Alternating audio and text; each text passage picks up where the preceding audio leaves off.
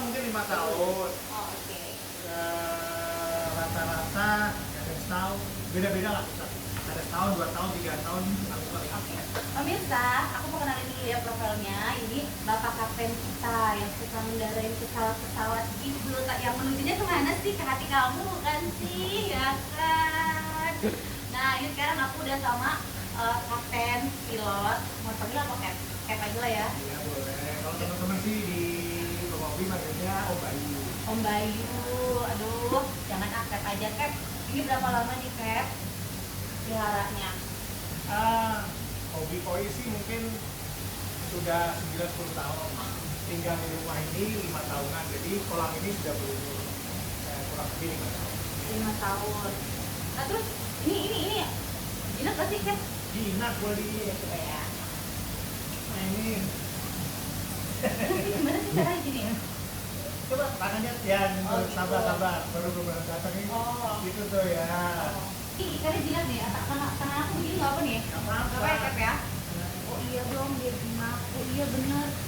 Tapi ikan koi sendiri tuh sebenarnya ada giginya nggak sih, Cap? Kalau dibilang ada giginya ada, tapi kita sendiri juga nggak kena kok. Dia giginya ada di bagian dalam. Oh gitu, oke. Cap, ini gimana caranya bikin ikan tuh jinak seperti yang lumba-lumba kan kalau gini dia bisa lompat gitu kan. Nah kalau ikan koi sendiri gimana, Cap? Tidak semua ikan koi jinak. Oh, Jadi oke. ada beberapa jenis yang memang dia lebih jinak, khususnya karasi. Yang karasi ini yang warnanya mostly kuning-kuning ini. Oh ini Cap nih. Atau, Jinak nih, Cap. Ya. Atau mungkin ikan sagoy. Sagoy Sagoy itu mana? ya hampir yang warnanya agak hijau. Oh yang ini. Ya. Ini. Tuh. Oke. Nah, ketika ada ikan jinak ini, sehingga populasi ikan biasanya akan jadi berani untuk mendekati orang karena memang dia memberikan memberikan situasi di kolam di mana yang tadinya ikannya takut jadi berani. Oh gitu. Oh, jadi intinya tuh semua ikan koi itu nggak semuanya jinak ya, Cap Betul, ya? iya. Oh, oke. Kalau yang untuk ikan koinya sendiri ya nggak jinak, bisa nggak dibikin jinak, Cap?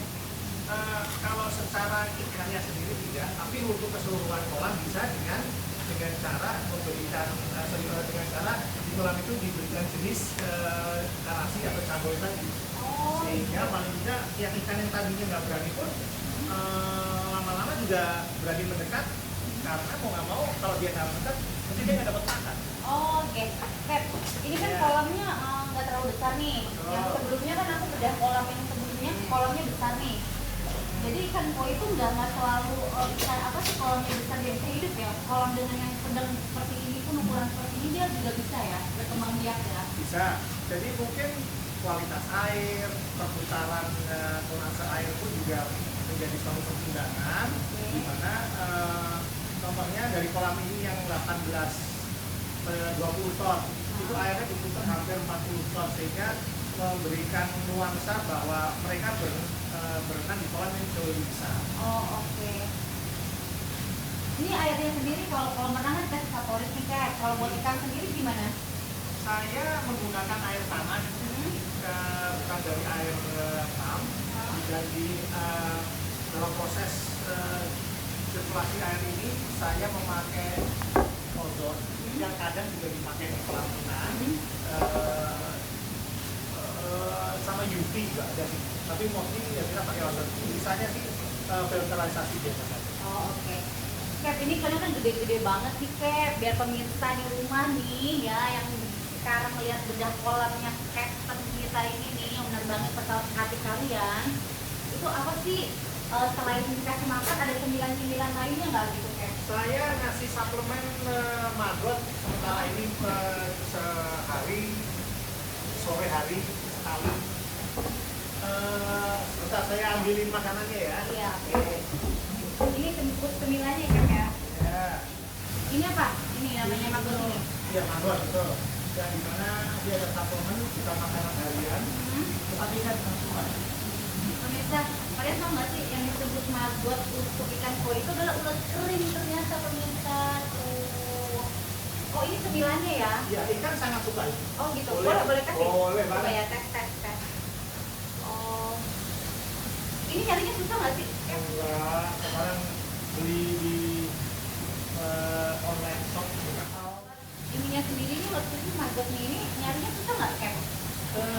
Sekarang ini sudah tidak. Di online shop juga banyak. Jadi tidak bisa langsung mendapatkan tetangga di sana. Oh gitu. Bisa tahu kan? Aku pikir nih kalau kita punya peliharaan kayak anjing atau kucing, kasih vitaminnya kan vitamin kayak manusia juga ya. Aku kalau biasanya namanya magot tuh apa? Ternyata ulat kuning pemirsa tuh. Kan tuh. Ternyata ikan koi katanya suka loh sama magot ini, ulat kuning ini. Ini di cemilan ya, masukkan Mengandung cemilan. protein tinggi.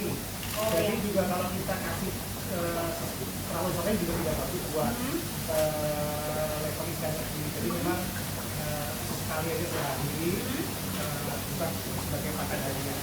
Oh gitu. Ini ke cemilan juga, vitamin juga, mengandung protein tinggi juga ya, Cap ya. Oke, kalau gitu. Cap, ikannya cuma di sini aja. Yang besar-besar rata-rata di sini karena memang yang besar sehari makan cuma 3 kali. Kemudian ada beberapa ikan kecil yang di kolam yang lebih kecil itu sehari makan 6 kali. Oh iya, pemirsa, ternyata dia ikannya lebih banyak lagi, bukan cuma yang besar doang loh. Cap, kasih tahu dong pemirsa di rumah. Kolam sebelah. Oh iya, ikutin terus ya kan. Jadi pemirsa, kolam captain ini bukan cuma yang tadi kan besar-besar, jadi ada ikan khusus besar dan ikan khusus kecil. Betul. Oke, Cap, tapi ngomong-ngomong ya Cap, ini kok ada yang udah agak besar juga ya Cap ya? Iya. Ikan ini tadinya mau saya keluarin memang dari kolam besar, cuman agak susah ya ambil di sana sementara di kolam kecil lagi. Oh gitu, ini kalau manusia sih kayak ABG gitu beranjak dewasa ya Cap ya? Oke, Cap, ini ya kalau yang ini berapa lama Cap peliharanya? Kolam ini mungkin baru 3 tahun terakhir saja, karena tujuan utamanya membedakan ikan besar dan ikan kecil, karena treatment atau apa namanya memeliharanya juga beda. Bahwa ikan besar mungkin sehari makan 3 kali. Nah, kalau yang di kolam kecil ini saya kasih makan sampai 6 kali, memang mengejar kebutuhan ikan.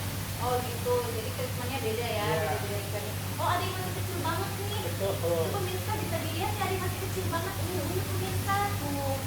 Oh iya masih kecil banget ada. Tapi ini kalau yang ikan udah besar begini kan ya Cap ya, campur sama ikan yang kecil itu nggak apa-apa. Ada Ya. ada berantem berarti kalau Kalau ikan berantem tidak ada. Oke. Walaupun sebetulnya idealnya kalau memang bisa dipisah lagi sesuai dengan ukuran akan jauh lebih baik. Tapi kan kadang-kadang mobil jika menginginkan kolamnya ada 3, 4 atau ya, sehingga keterbatasan kolam mau tidak mau adalah ya, menggabungkan ukuran yang paling tidak mendekati. Berarti Captain termasuk yang penghobi yang ini ya, yang mementingkan kualitas banget ya Cap ya. Ya, karena sebetulnya kalau buat saya memelihara ikan yang bagus ataupun jelek biaya operasionalnya sama. Jadi sayang saja, mendingan kita membeli ikan yang bagus walaupun kolam tidak terlalu padat tapi lebih kepada kualitas yang ada. Oh iya baiklah.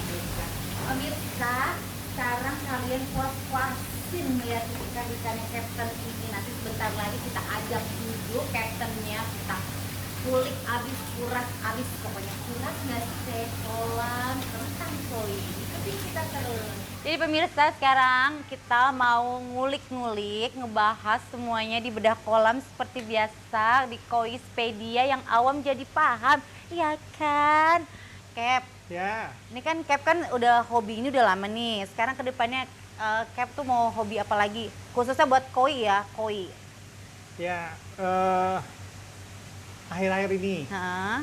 di mana penghobi mempunyai masalah dengan beberapa ikan jumbonya dia, di mana ikan jumbonya dia yang female itu ada telurnya. Oh, gitu. Di mana telur itu mau nggak mau harus dikeluarkan karena resikonya ikan akan mati kalau telur tidak bisa dikeluarkan. Tunggu Cap. Resikonya mati jika telur tidak dikeluarkan. Kalau ikan gimana? Kalau ikan koi khususnya deh. Ya, selama ikan itu di kolam, Iya. mungkin telur tidak akan keluar. Kita harus pindahin ke tempat mungkin kita namakan pemijahan atau kita kawinkan. Oke, kalau khusus ikan, ini khusus ikan koi aja atau semua ikan nih namanya pemijahan? Secara umum, secara general ya semua ikan. Oh, sebagai Tetapi pemijahan. telur ini masing-masing penghobi juga mempunyai target atau intinya adalah yang penting telur itu dikeluarkan, mau itu nanti mau dipijahin atau tidak, yang penting atau dibuang. Karena kalau tidak bisa dibuang, telur itu akan lama-lama akan busuk di dalam perut ikan, di mana itu yang menyebabkan infeksi dan kemudian ya penyakit yang lain yang ada. Oke. Berarti harus, tadi namanya pemijahan, pemirsa. Pemijahan itu kalau untuk ikan itu kawin ya, Cap ya? Betul, ya. Oke. Cap, jadi ngomong-ngomong nih ya, Cap ya, udah lama, udah 10 tahun hobinya ikan koi itu kan mahal ya, Cap ya? Terus makanannya juga mahal, bener? Nah, terus dulu tunggu, Cap, tahan dulu, Cap. Oke. Jawabannya, ini kan kolamnya nggak ada tembok-temboknya, Cap. Gimana, Cap, kalau misalnya ada orang tiba-tiba masuk terus ngambil ikannya? saya nggak tahu, alhamdulillah saya nyaman saja di sini. Tidak ada rasa khawatir ikan saya akan diambil. Jadi, dan sementara ini hampir 10 tahun sih belum pernah kejadian. Soalnya tau nggak sih pemirsa, deg-degan, ini ikannya banyak dan mahal-mahal. Dia kolamnya itu nggak ada sama sekali temboknya, Cap. Kan bisa dong kalau aku kan kucuk-kucuk masuk ngambil ikannya. Ya memang sih teman-teman juga sering tahu-tahu sudah mereka duduk di sini, kan? nanyain saya di mana. Begitu saya tanya, dia udah di pinggir kolam. Jadi karena memang di luar segala macam tidak ada tembok. Pemirsa. Jadi apalagi normalnya di sini ada sofa dan segala macam. Jadi mereka rata-rata sering datang ke sini, duduk ngobrol. Apalagi minuman udah tinggal ngambil. Iya, tadi bener-bener.